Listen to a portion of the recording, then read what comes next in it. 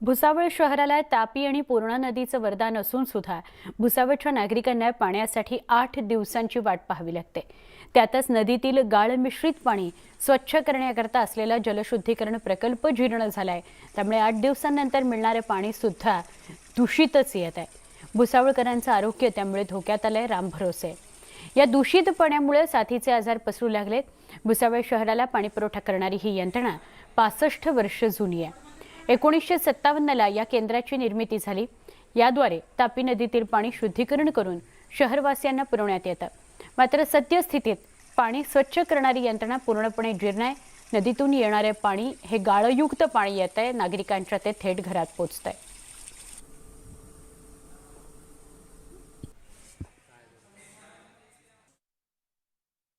ही आपली जी फिल्टर आहे 1957 पासून कार्यरत आहे। ही सध्या पाहिजे तेवढ्या क्षमतेने पाणी फिल्टर करत नसल्यामुळे शहरात थोडं फार गाढ मिश्रित पाणी जात आहे। तसे आपण पेपरमध्ये नीचेमध्ये नोटिफिकेशन दिलं आहे की पाणी गाळून आणि उकळूनच पिण्यात यावे। पण सद्यस्थिती आता पूरचे पाणी कमी झालं असल्यामुळे पाण्याची ही क्वालिटी आपली आता चांगली शुद्ध झालेली आहे। आता त्याच्यानुसार आपण ॲलम वगैरे आणि PAC पावडर वगैरे यूज करत आहे। सध्या गाळ मिश्रित पाणी येत आहे आणि लोक जे आहेत नगरपालिकेचा जो पाणी पुरवठ्याचा नळ असेल त्या ठिकाणाहून त्यांनी पाणी जर घेतलं तर ते जास्त उत्तम राहील।